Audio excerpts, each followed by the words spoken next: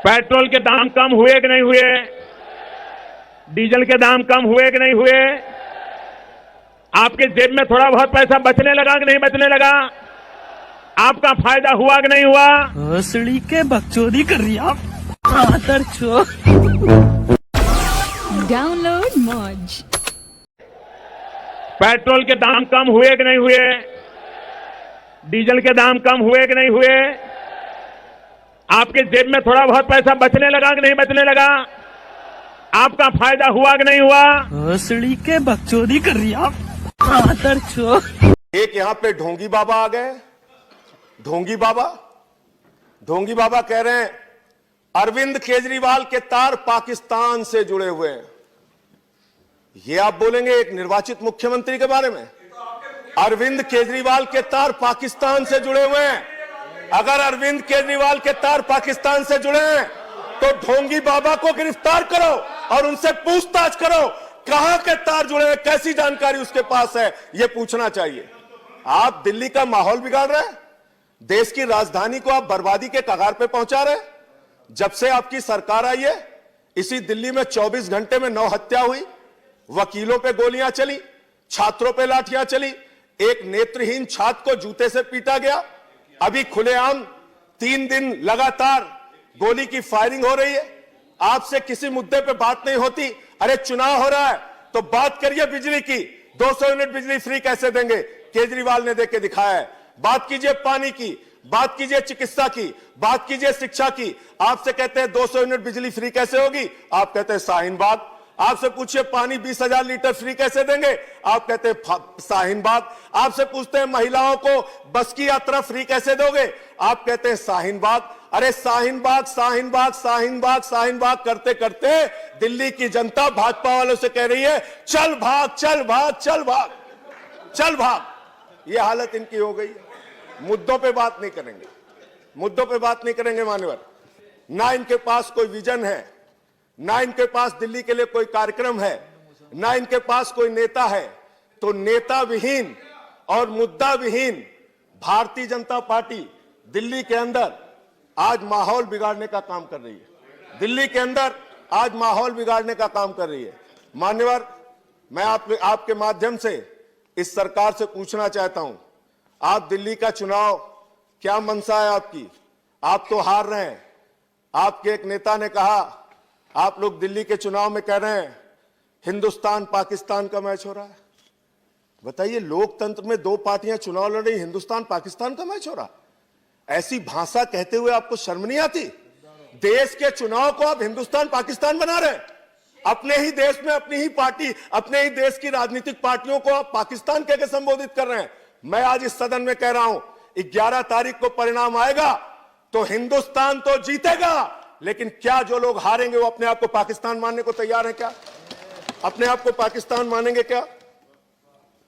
मैं मान्यवर, आज इस सरकार ने बड़े बड़े दावे किए हैं। हालत क्या बना दी देश की? अगर आप देश की आर्थिक मंदी की बात करें, अभी बजट आया, नया बजट, और बजट आने के बाद यह सरकार बड़ी बड़ी बात कर रही थी इस नए बजट में। जिस दिन बजट आया, बजट आने के दूसरे दिन 4 लाख करोड़ रुपए निवेशकों का शेयर बाजार में डूब गया। यह है आपके बजट की हकीकत, यह है आपके बजट की हकीकत, यह आपकी बजट की हकीकत। देश की जीडीपी 4.5% पहुंच गई। देश में बेरोजगारी 45 वर्षों में सबसे ज्यादा हो गई। काला धन लाने की बात आपने कही थी, 15 लाख देने की बात आपने कही थी। आपने देश की जनता को गुमराह किया, आपने देश की जनता को भ्रमित करने का काम किया। न काला धन आया, न 15 लाख मिला। महंगाई का आलम यह है, 32,000 टन प्याज सड़ गई, किसी को पता नहीं चला। कह रहे 32,000 टन प्याज सड़ गई। अरे वो प्याज सड़ी नहीं है, आप लोगों ने प्याज का घोटाला किया है। घोटाला, उसकी जांच होनी चाहिए, उसकी जांच होनी चाहिए। 200 रुपए किलो प्याज बिकी, 120 रुपए किलो टमाटर बिका आपके राज में, 4 रुपए लीटर दूध महंगा हो गया, डीजल महंगा हो गया, पेट्रोल महंगा हो गया। देश में महंगाई आसमान पे जा रही है। आपको उसकी चिंता नहीं है। आपको दिन रात खाली देश को नफरत में झोंकना है, नफरत की आग जलाना है देश के अंदर। देश का माहौल बिगाड़ना है, आपको देश के मुद्दों पे बात नहीं करनी। आप कर क्या रहे हैं? आप कर क्या रहे हैं? कह रहे हैं हम सरकार को फायदे में लाने के लिए अपने सारे सरकारी विभाग जो फायदे में चल रहे हैं उसको बेचेंगे।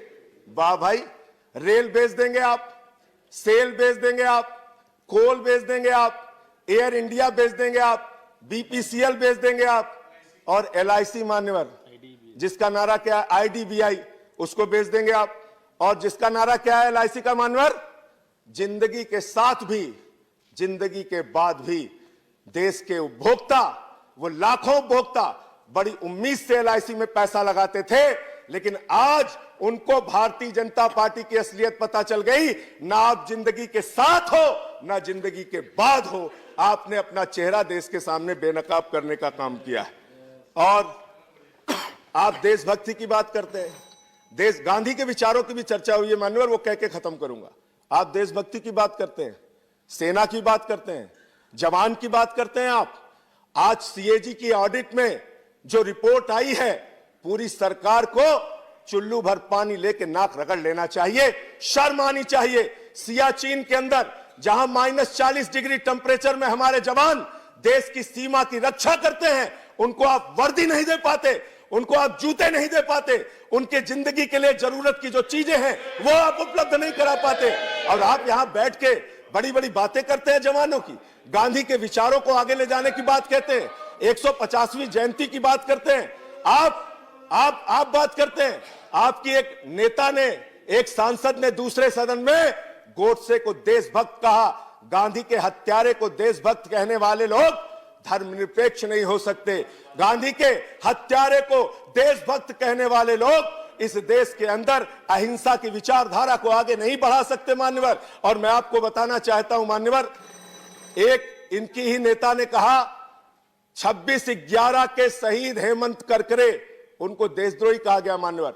अभी एक अनंत हेगड़े जो इनके सांसद हैं,